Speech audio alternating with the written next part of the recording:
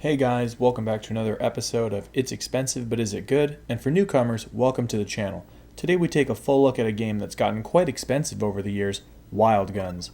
It came out a bit later in the Super Nintendo lifespan, being released here in the US by 1995. It was created by only a small core team of 3 people at Natsume, but the look and sound of their work is unmistakable. So much so that playing this game immediately reminded me of what I've heard and seen while playing the Power Rangers games on Super Nintendo growing up, which was curious to me because I never remembered seeing the Natsume logo since they were published by the toy company, Bandai. But sure enough, as I look into it, yes, they did actually develop the Power Ranger titles too. So it's no wonder why they share sounds and effects. I'll make sure to leave that video at the end in case any of you guys are curious more on those two games so you can see and hear those similarities. Wild Guns is a unique and one-of-a-kind experience on the system, with a lot of really interesting things going on with its layout, the control, your abilities, and overall perspective. It's categorized as a gallery shooter with a really unique and exciting atmosphere, taking place in a Wild West meets steampunk and sci-fi type of world. This type of setting, in the right hands, leaves the door open to all sorts of large, powerful, and exciting possibilities that I can't wait to get more into. But first, let's talk about the characters and how to play this game. You've got Clint and Annie, and apparently these two are on a mission of vengeance, as Annie's family was killed by the evil party involved and Clint is a bounty hunter. Both really awesome looking characters, with great animations as they move, jump, and dive out of harm's way. The game starts you out with a level with some moderate challenge, which is as easy as it gets here. There's actually a lot that can and will get in your way in Wild Guns, with bullets and explosions all over the place, plus enemies that step on your plane that you need to club, make for some really tough sections. And some of these bosses, my goodness. When you put all of these things together and couple it with the fact that you only have 3 lives until game overs that kick you back to the level select, you can rest assured that you're going to have a hard-ass time completing this game. I know I did. As I was saying about the levels, there's an introductory level here before the game opens up to a level select, and before we talk too much about other levels, I have to explain how this game even plays.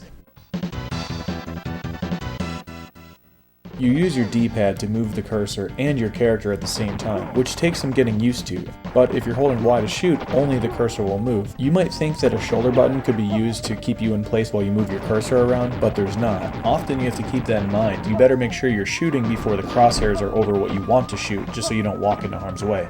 You're also able to jump and even mid-air jump in this game with B, but be aware if you're holding down the shot button, your character dives, which is also a great maneuver. It's just easy to accidentally do the wrong thing once in a while when you're still holding down the shot button. Another ability you have is to quickly tap Y for a lasso that temporarily freezes your opponent, but the only problem with it is that you can't move while you're doing it, and it's easy to sometimes do it on accident when you press and release the shot button a few times in a row. Plus, it's the same button you press to club down a nearby enemy, and as I later realized, it's also used to pick up enemy dynamite sticks that you can throw back at them, which is so awesome. But with that being said, you really gotta dial in and know what you're doing in there, because 4 different things for one button, depending on your situation and your timing. It's at that point you might realize that your shoulder, select, and A buttons are all looking pretty lonely. Last but certainly not least, your X button is used for some limited power bombs that clear screens and can also do major damage during a boss fight. The last couple things to mention before diving into the rest of the game is to acknowledge that there are a handful of power-ups which pretty much either shoot really fast or in a bigger, harder hitting range, and these are absolutely a big cut above your standard gun and will definitely make a difference in your chances at victory. The only thing out there that you may not want to pick up, depending on how lucky you're feeling, is this mystery power that can give you something great or around half the time gives you a worthless pea shooter that leaves you pretty much helpless until you can shoot through all 50 of the bullets. Picking this up completely boned me a few times, or at the very least put me in some really uncomfortable situations. On the complete opposite of the weapon spectrum is the special V gun, something that I wasn't even aware of how or why it was happening once in a while. But after a few stages into this game, I finally realized that this meter was filling not when I was shooting enemies, but only when shooting their bullets. And once you block enough of these bullets with your own is when you morph into a golden invincible being with a super-powered gun, bursting your opponents open with lead and might. The meter takes a while to fill, but it's extremely powerful, and getting this at the right time pretty much guarantees the W.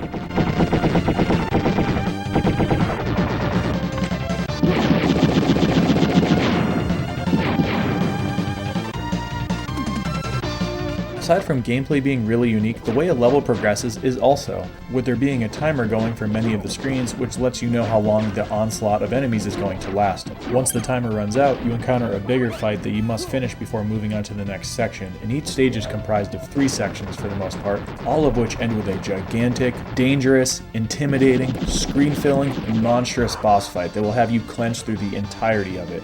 Because remember, losing your few lives kicks you back out of the stage, and this happened to me a lot. I mean, a lot. and it's certainly not to say you can't easily lose 1, 2, or all 3 of your lives before even getting to the boss. So what that meant for me at some point, once I did actually practice enough to reach the boss, an early death on just about any run after that meant simply giving up and letting my lives run out so I could try again. Having hours worth of 3 to 4 minute tense and emotionally draining runs end in a row is just not something you can keep doing to yourself. To this point, I actually wish the game had a restart option when you pause, since it really is that bad and big of a deal to lose a life, especially at the beginning of a stage. Speaking of lives and only starting with 3, I have to mention that you are able to earn 1-ups with points, but saying you can earn 1-ups with points and no other context just doesn't paint the right picture here. By the time you reach your first one, starting from a game over, it'll always be when you actually finish a level during all of the bonuses. One thing that it made me consider was how many lives you could get and save up once you're practiced enough to mow through a couple levels without dying. But the fatal flaw with that strategy is that you do not get a refill on your bombs between stages, but only on game overs. And picking up one in the field of action doesn't happen very often, like maybe once per level. It's that rare. Yet you start out with 3 of them, and since they're so powerful and also can save you from certain death if you use them right in time, you could argue that they're even more valuable than a life. Hell, I probably would. If I ask myself, would I rather roll into a hard boss with my last life and 3 bombs, or 3 lives and no bombs, I might honestly choose the bombs. If you're ever in trouble, pull out that special to prolong your life and clear out whatever was going to kill you, while doing big damage to the boss. So with that being said, stacking lives without a handful of bombs isn't that helpful, I promise you. After learning the hard way and losing all 4 or 5 lives in a single stage when I entered with 1 or 0 bombs. Super annoying. Here's the deal, with the game being so different, the skills in order to succeed are way different too, like working on your perception of just how much danger you're in and how you alter your fight or flight response in those situations, with a few enemies on screen, or recognizing just how dangerous a certain boss or attack is when you know what's coming. For me, I absolutely had to become more aware and cautious, since I felt like I had to shoot everything that moved at first, but when you remember that shooting down enemies is mostly good for picking up power-ups or helping you get rid of too many threats, it isn't necessarily required for the timer to run out. So if things ever get overwhelming, use those jumps at your disposal, dive early, make decisions earlier, and that's the only way you're ever going to get through any of these stages. I have 2 hours of footage, and there's so much I'd like to specifically talk about in classic beating and reviewing fashion. Let's talk about the final fight of the game broken into 4 segments.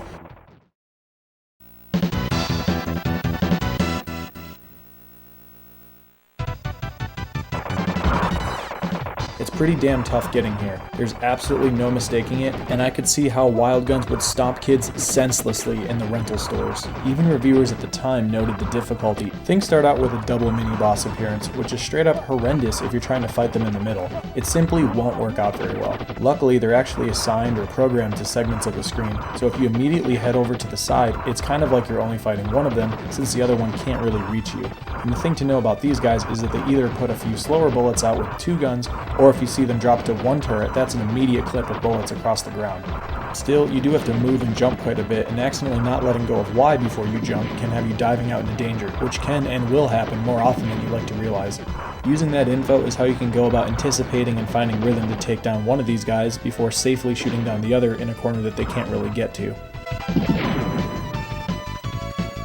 Next screen takes place in the enemy's giant vault, which gave me a really hard time. You've got some frontline enemies that are very similar to mini-bosses that you've already gone through, plus a couple of turrets that give you plenty to worry about.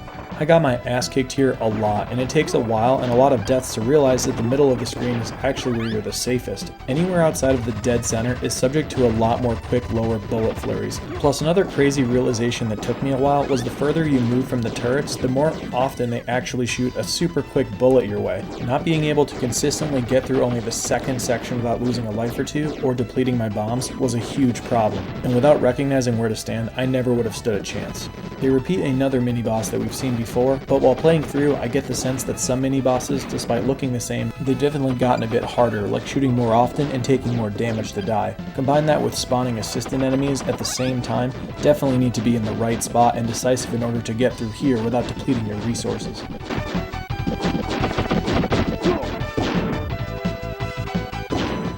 The third screen, enemy-wise, is actually a fun combo that doesn't feel like complete bullet hell, as guys roll out to shoot once along with little tanks shooting missiles in their straight lines, and consistent nearby enemies too, so it's actually pretty awesome once you've got the moves down, and I had a lot of fun with it.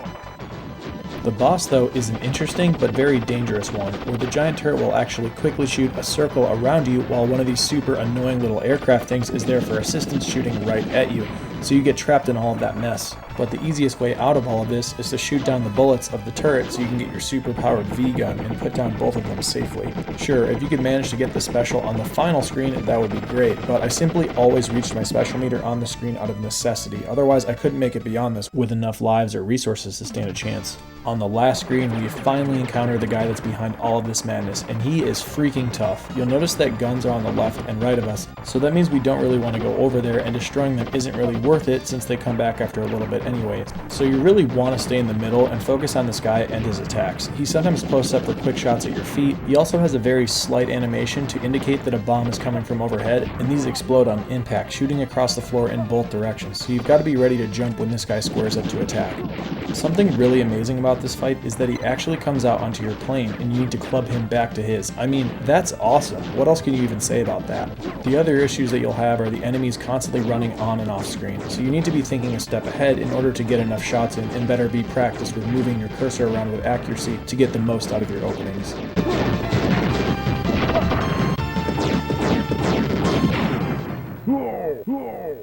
And you know what? After all of that excitement, heartache, and frustration, it's time to answer the question. It's expensive, but is it good? There's no denying that Wild Guns is a one-of-a-kind, excellent title with totally refreshing and unique gameplay, beautiful concepts, outstanding visuals, head-banging audio quality, and a stellar two-player experience. Is it good? Hell no. It's excellent. The only thing they could have done a little bit better was making more use of your shoulder or A button, instead of having 4 things go to your Y, and I really wish for options to add more lives so it'd be easier to play through, but as we've discussed before, many games were made difficult like this back in the heyday of video game rentals, so the renter wouldn't be able to finish the game too easily and would probably buy it afterward. It just wouldn't feel right to only beat this game once with Clint and put it back on the shelf. It's time to attempt a second run and pursue some solidifying of these newly acquired skills with Annie. It was her family to avenge after all. We can't leave her out of the action. Before this closing montage of the second playthrough, I just want to say thank you so much for watching, thank you for the consistent viewers, and I hope to see all of you for the next review. And I hope you have a great rest of your day.